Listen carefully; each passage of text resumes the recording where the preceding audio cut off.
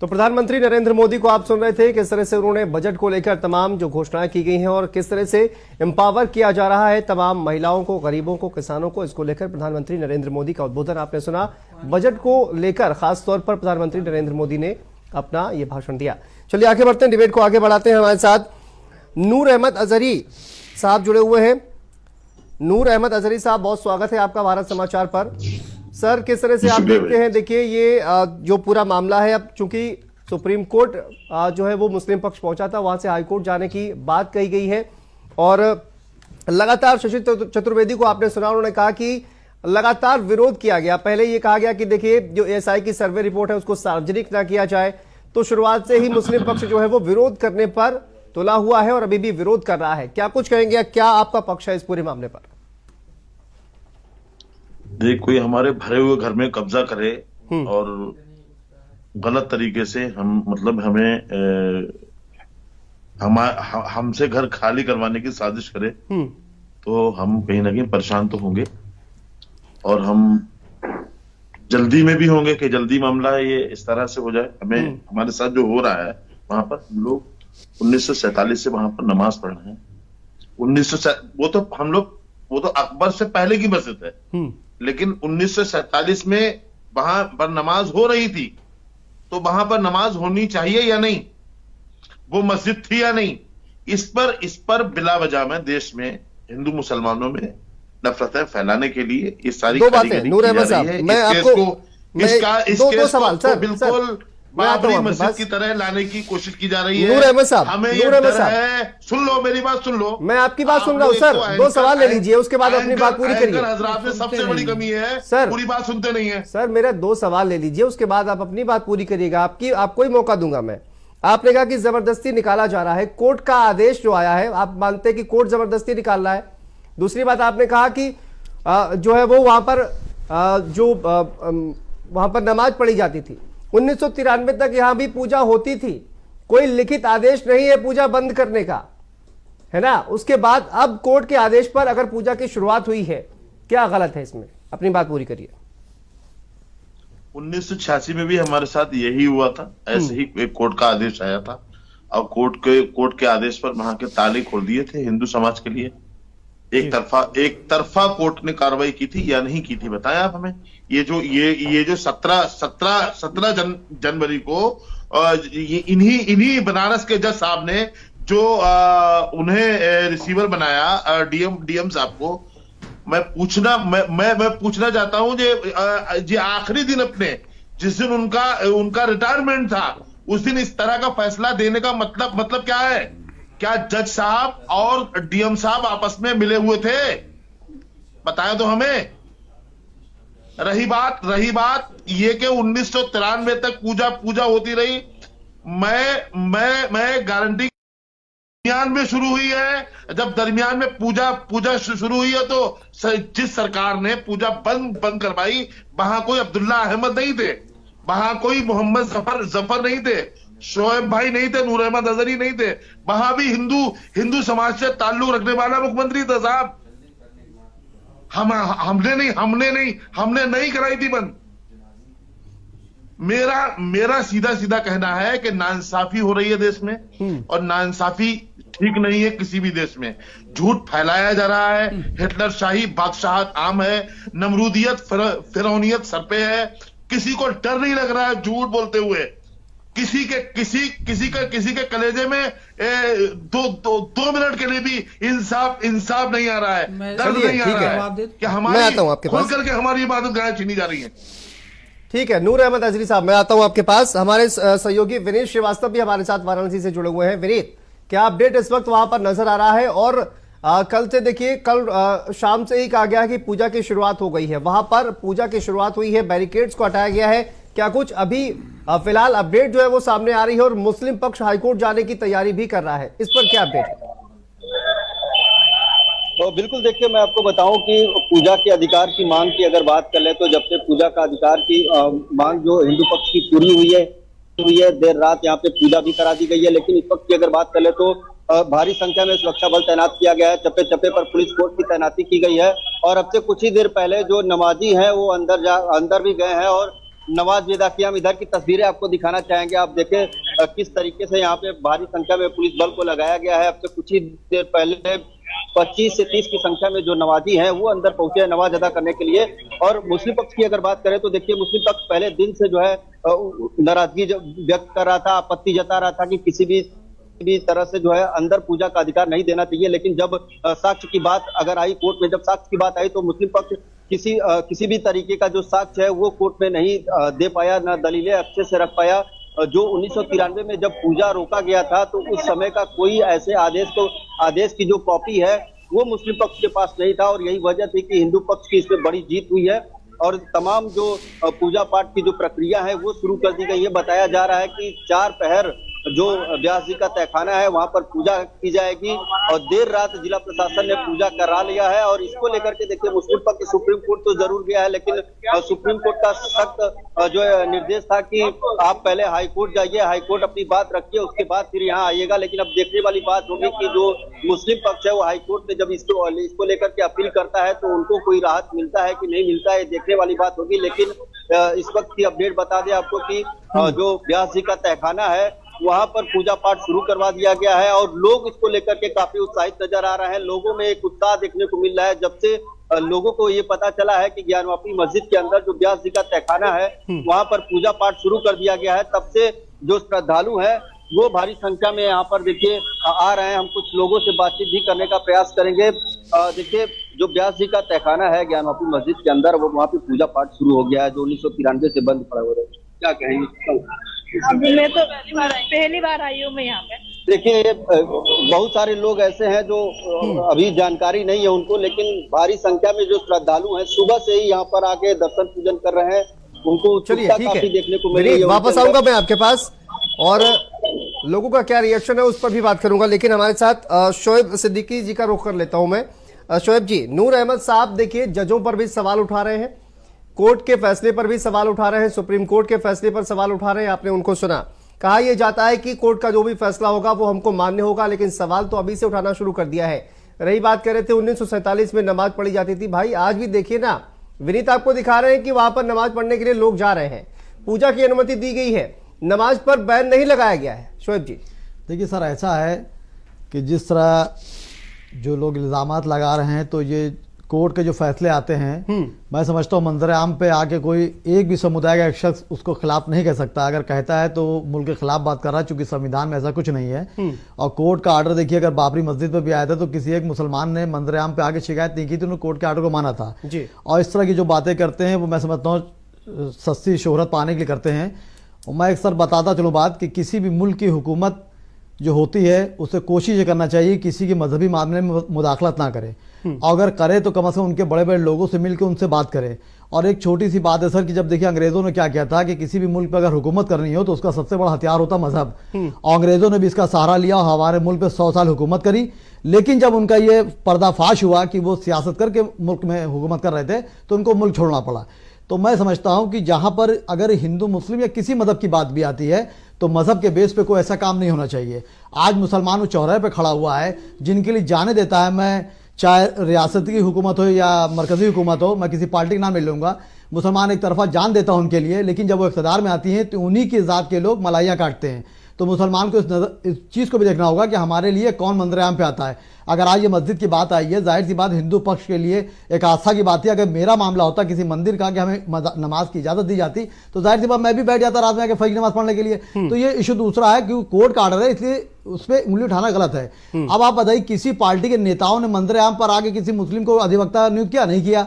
सब देखिए अपने इक़्तिदार की भूख में लगे हुए हैं और हर इंसान पार्टियां जो हैं आज़ादी के बाद से आज तक मुसलमान को सिर्फ वोट बैंक समझती हैं कि जब वक्त आएगा तो मुसलमान को फला पार्टी डरा देंगे, फला पार्टी डरा देंगे और इक़्तिदार में आने का मलायम खुद खाएंगे। इसलिए इस वक्त ज़रूरी है मुसलमान का कि अपना किसी एक अहम लीडर चुने। वो कोई नहीं चुन रहा। आप देखिए जो सुप्रीम कोर्ट में गए, कोई एक वैसा वकील आपका नहीं था कि वो कहता सेशन के बाद हाईकोर्ट आपको जाना है, आप सुप्रीम कोर्ट पहुंच गए, ये आपकी फॉल्ट है। तो आप अपनी फॉल्ट दे रहे हैं, दूसरी पार्टी या दूसरे समुदाय के लोग कर रहे हैं। और इंतजामिया कमेटी का वकील तो होगा ना सर कोई? जी सर वकील है वैसे वगैरह, पैरवी कैसा वकील था? मुझे बड़ी हैरत की बात हो रही है कि लोअर के बाद सेशन, फिर हाई कोर्ट भी, सुप्रीम कोर्ट पहुंच के चले गए। आप हाई कोर्ट जाते ऐसा नहीं, फौरी सुनने भी जाती कुछ चीजें। देखिए कुछ मामले ऐसे होते हैं जो दो समुदाय की बात आती है तो उसको फौरन जो है संज्ञान में लिया जाता है, प्रधानमंत्री है, राष्ट्रपति उसको फौरन संज्ञान लेते हैं और सुप्रीम कोर्ट लेता है। लेकिन देखिए एक सिस्टम सर होता है कि लोअर कोर्ट के बाद सेशन, सेशन के बाद हाई कोर्ट और सुप्रीम कोर्ट। तो अगर सुप्रीम कोर्ट ने वापस किया है तो मैं इस बात का एतराज नहीं जताऊंगा, क्योंकि संविधान के खिलाफ अगर कोई भी जाता है गलत है। जो उन्होंने जिस तरह जुमले कहे हैं हाईकोर्ट के जज पे उंगली उठाई है, ये चीज गलत है और मैं इस बात को खंडन करता हूँ, उन्होंने बात गलत कही है। और मैं फिलहाल देखिए मुझे उम्मीद भी है कि हाई कोर्ट और सुप्रीम कोर्ट से मुझे न्याय मिलेगा और जो न्याय मिलेगा मेरे सर आंखों पर रहेगा। नूर अहमद अजहरी साहब, सस्ती लोकप्रियता पाने के लिए क्यों सुप्रीम कोर्ट के जजों पर और अदालतों पर उंगली उठा रहे हैं आप? नंबर एक, सुप्रीम कोर्ट की तो मैंने बात ही नहीं की अभी। आप ये बात गलत बोल रहे हैं। और शोएब भाई ने मेरे लिए थोड़ी ना कहा है, शोएब भाई ने एक बात कही है कि ऐसे लोग बोलते हैं। नहीं, मैं ये नहीं कह रहा हूँ, मैं ये कह रहा हूं कि आपने सवाल तो उठाया ना सर, जजों के फैसले पर, कोर्ट के फैसले पर सवाल मैंने हालात पेश किए जी। मैंने हालात पेश किए कि उसी दिन जज साहब रिटायर हो रहे हैं। जज साहब ने उसी दिन के लिए फैसला रखा था। एक मतलब विवादित मतलब मामलात में क्या अजीत सिंह जा रहे थे, उसी दिन ये फैसला देने ये तय कर लिया था कि हम उसी दिन करेंगे। मेरा मतलब ये है कि जब जजों पर उंगलियां जब उठाई जाती हैं, जब जज खुद आकर के कहते हैं कि हमारी जानें खतरे में, हमारी इज्जतें खतरे में हैं, जजों पर मामला जब उठाए जाते हैं, जब जज रिटायर होने के बाद में बाबरी मस्जिद के फैसला देने वाले जजों को जो राज्यसभा में भेजा गया है, जो उन्हें बाद में गवर्नर बनाया गया है, तो सवाल उठेंगे। करिए आप कार्रवाई। ठीक है, गलत बात को डंके की चोट पे कहने की ताकत रखते हैं। मतलब आप हमें जो गलत हो रहा है वो कहने भी नहीं देंगे। नहीं। आप सिर्फ मारेंगे, नूर अहमद साहब, जीतने भी नहीं देंगे। सुनिए ना सर सुनिए, क्या होता है ना कि पर्सनल आप अटैक किसी पर नहीं कर सकते, जिस तरह से आप कर रहे हैं ना, पर्सनल अटैक नहीं, किसी के फैसले पर आप बातचीत कर सकते हैं, अपनी राय दे सकते हैं। शोएब जी खुद में अधिवक्ता है, वो ये बात बेहतर जानते होंगे। लेकिन अगर आप जज पर पर्सनल अटैक करेंगे तो ये सही बातें हैं। अटैक किसे कहते हैं? अटैक कहाँ है ये सर? मतलब हमारी धार्मिक आस्था नहीं है। नहीं, बिल्कुल सभी की धार्मिक आस्था है। कोर्ट के फैसले का सम्मान करना चाहिए। आपका अधिकार यह है कि आप हायर कोर्ट में अपील करिए, वो आपका जो पक्ष है वो कर रहा है। तो अगर कोर्ट ने अगर फैसला दिया है तो उसका सम्मान करिए ना। आप उसको फैसले आप उसी पर ही उंगली उठा रहे हैं, उसी पर ही प्रश्न चिन्ह खड़ा कर रहे हैं। ठीक है सर, मैं आता हूं आपके पास। शिशिर जी देखिए, माहौल बना दिया है आप लोगों ने। देखिए माहौल बना दिया है, जबरदस्ती घर खाली कराया जा रहा है उनका। लंबे वक्त से नमाज पढ़ रहे थे वहां पर वो लोग, अब जो है दबाव बनाया जा रहा है। सभी लोग मिले हुए हैं, अदालतें मिली हुई हैं, सरकारें मिली हुई हैं और जबरदस्ती उनके घर से उनको निकाला जा रहा है। देखिए जजों के फैसले पे अभी जो उंगली उठाई, आपको एक जज साहब का नाम बताते हैं, जस्टिस के.एम. पांडे, जो डिस्ट्रिक्ट जज तत्कालीन हुआ करते थे अयोध्या में। और उन्होंने ताला खोलने का जब आदेश दिया था तो उसके बाद उनको सजा मिली। जो सत्ताधारी दल होता है वो अपनी वोट बैंक के हिसाब से काम करता है। उस सरकार ने, मुलायम सिंह यादव जी की सरकार ने उनको हाई कोर्ट जज नहीं बनने दिया। ठीक है, तो उस निर्णय का उनके जीवन पे असर पड़ा कि नहीं पड़ा? तो जैसे उन्होंने कहा राज्यसभा भेज दिया जाता है, तो उनको जज नहीं बनने दिया गया हाई कोर्ट में। उसके बाद जब अटल जी की सरकार आई, उसने क्योंकि मंदिर का ताला खुलवाया था, उन्होंने अपना काम किया था। उनको हाई कोर्ट जज के जब लिस्ट जाती थी तो बार बार जो नाम काटा जा रहा था वो आंसू से रोने लगे। उनको न्याय दिया और फिर बाद में जाके वो हाई कोर्ट जज बने। तो एक तो बात ये हो गई। दूसरी चीज, इस्लाम ये कहता है जहां पर विवादित स्थल हो वहां नमाज नहीं पढ़ी जा सकती है। ये अपने इस्लाम की भी तौहीन कर रहे हैं। और तीसरा सच, ये कहते हैं इस्लाम वाले लोग सच बोलते हैं। सच कहाँ बोल रहे हैं? सरासर झूठ बोल रहे हैं। अब देखिए सरासर झूठ आपको बता दे, अकबरनामा, बाबरनामा और औरंगजेबनामा, तमाम उसमें लिखा हुआ है मेरे आदेश पर लखनऊ की टीले को, लक्ष्मण टीले को तोड़कर हमने आदेश दिया, फरमान संख्या इतना और उसका कंप्लायंस हुआ और वो टीले वाली मस्जिद बन गई। हमने ताजमहल तोड़वाया, हम तेरे वाले को तोड़वा के ताजमहल बनवा दिया। तो ये या तो ये झूठे हैं या देखिए पेट में दर्द हुआ ना, पेट में दर्द। अब मुझे बोल रही थी, मैंने आपको बड़े प्यार सुना है। उसके बाद अब ये या तो वो बाबर झूठे थे, या बाबरनामा लिखने वाले, अकबरनामा लिखने वाले, औरंगजेब नामा लिखे, ये तो सबूत छोड़ के गए, झूठे तो ये हैं। अब तीसरी बार ये कह रहे थे हम नमाज पढ़ते, 93 तक पूजा होती रही है, ये तो बेवकूफी में वो सरकार एविडेंस दे गई कि 93 तक पूजा हो रही थी। मुसलमानों के तुष्टीकरण के लिए वहां पर हिंदुओं को पूजा करना वर्जित कर दिया गया। लखनऊ का यहाँ प्रज्ञा पार कांड हुआ था, हम लोग उसको लड़े, सुंदरकांड सालों से हो रहा था। आजम खान साहब कहते एक फोन गया और वो पूजा रुकवा दी गई वहां सालों की, और ठीक उसी के अगले दिन वहां पर वो के रोजा अफ्तारी बकरे काटे गए। वहां मैंने वहां सड़क पर मैं उतरा, वहां 17 धाराओं में मेरे पर मुकदमा दर्ज किया गया, लड़ाई लड़ी मैंने उसकी। तो होता क्या है, जब अभी एक और डायलॉग आया था राम जन्मभूमि के फैसले के बाद, शोएब भाई भी कह रहे थे, हम लोग ने उसको कहा, हमको याद है लगातार उस वक्त भी हम टीवी चैनलों में डिबेट करते थे। उस वक्त क्या कहा गया, टीपू की तलवारें मयान से फिर निकलेंगी, वो कहीं और नहीं गई। अरे भाईचारे की बात करो, भाईचारा, गंगा जमुना तहजीब, ये कौन सी तहजीब है? गंगा और जमुना तहजीब, ये कोई तहजीब नहीं है। तहजीब ये थी कि आपके मंदिरों को तोड़ा गया, तोड़ने के बाद उनकी मूर्ति, खंडित मूर्तियों को अपने सिंहासन के नीचे दबाया गया और उस पर पैर रख के चलते थे। ये भाईचारा है? ऐसा भाईचारा नहीं चाहिए। हम अदालत के बल पे एक एक चीज लेंगे, कानून के सामने जाएंगे, अदालत के पास जाएंगे, सबूत देंगे और अपनी अयोध्या, मथुरा, काशी, टीले वाली मस्जिद जो बना दी गई, तथा कहते ताजमहल, कुतुब मीनार, सब लेंगे अपनी वापस और सब कानून के दायरे में लेंगे। आपको अगर भाईचारा समझ में आता है तो आपको बता दे, जब ये सऊदिया जाते तो इनको मुसलमान नहीं समझा जाता, इनको हिंदी मुसलमान कहा जाता है विदेशों में। और आपको बताए, असली मुसलमान जहां से निकले वो मुसलमान आज क्या कर रहे हैं मालूम है? वो भाईचारे का पैगाम दे रहे हैं। वो क्या कर रहे हैं? आज अपने मंदिर बनवा रहे हैं, वो है असली भाईचारा। ये कुछ वर्षों पहले जिन्होंने तलवार की नोक के डर से अपना धर्म परिवर्तन कर दिया, ये नकली मुसलमान आज तक अपने को असली साबित करने में लगे हुए हैं। ये मेरे भाई हैं, ये मेरे पिछड़े भाई हैं, आए ये हमसे गले मिले और घर वापसी करे, हम इनका स्वागत करेंगे। इनके पूर्वज बाबर नहीं थे, बाबर अपने देश में भी नहीं पूजा जाता जितना ये यहां पूछते हैं। उस बाबर इनका पूर्वज नहीं था, इनके पूर्वज राम थे, इनके पूर्वज कृष्ण थे, इनके महादेव थे। ये अपने सभी धार्मिक स्थलों पर कब्जा कर लेंगे क्या आप? वो कह रहे हैं हमको इस्लाम छोड़ के हिंदू धर्म में आना है वापस। सभी धार्मिक स्थलों पर कब्जा कर लेंगे क्या आप? नहीं, कानून के दायरे में। हम तलवार की नोक की बात नहीं करते। हम हो चाहे शोएब भाई हो, ये भी जानते हैं, कोर्ट जाएंगे अगर ये सम्मानित व्यक्ति हैं, हम भी जाएंगे अदालत में जाके सबूत देंगे। एक मिनट, ताजमहल जी आप जानते हैं ना कितना रेवेन्यू आता है भारत सरकार को? जी, रेवेन्यू की बात करते हैं। देखिए, एक पूरे विश्व में मशहूर है वो। सरकार का क्या पक्ष है? सरकार का क्या पक्ष है ताजमहल को लेकर? देखिए, हमें सरकार से नहीं लेना, हमारा सरकारों से लेने देने नहीं है। हम अपने हिंदू समाज की खोई हुई संस्कृति, विरासत के लिए लड़ रहे हैं। हमारा पार्टी से कोई लेना देना नहीं। ठीक है, ठीक है। एक छोटा सा रिएक्शन शोएब जी। देखिए सर, ऐसा है कि एक आरजू नहीं, हर आरजू तो ये है, लाकर जरा से रख दो खाके वतन कफन में। हमारा अपने मुल्क के साथ ये वफादारी का सबूत है। और जहाँ तक ये सब बातें हो रही हैं तो मैं सोचता हूँ कि कोर्ट पे आप डाल दें और इस मामले को मंजरेआम पे ना लाएं जिससे दो समुदाय में टकराव हो। और मैं चैलेंज के साथ आपको कहता हूँ कि हर समुदाय में चंद लोग होते हैं जो सियासी रोटियाँ सेकते हैं और हालात को बिगाड़ने की कोशिश करते हैं।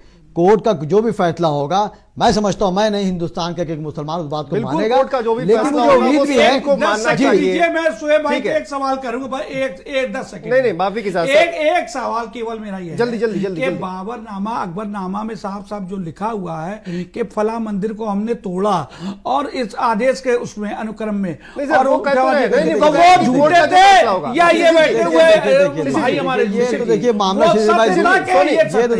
बात है, यहाँ माफी के साथ आप सभी को रोकना चाहूंगा। मैं चाहूंगा कि शोएब जी ने जवाब दे दिया। उन्होंने कहा कि जो भी अदालत का फैसला होगा, संवैधानिक फैसला होगा, वो उनको मान्य होगा। माफी के साथ वक्त इतने की ही इजाजत देता है। बहुत बहुत शुक्रिया आप सभी का चर्चा में शामिल होने के लिए। तो देखिए, जिस तरह से कहा जाए कि ये जो पूरा मामला है और अब इस पर कोर्ट का फैसला आगे आया है, आगे क्या संवैधानिक कार्रवाई होगी इस पर भी नजर लगातार बनेगी। आगे बढ़ते हैं, बड़ी खबर लखनऊ से आपको बता दें, विधानसभा में सर्वदलीय बैठक जारी है। मुख्यमंत्री योगी आदित्यनाथ इस सर्वदलीय बैठक में मौजूद है।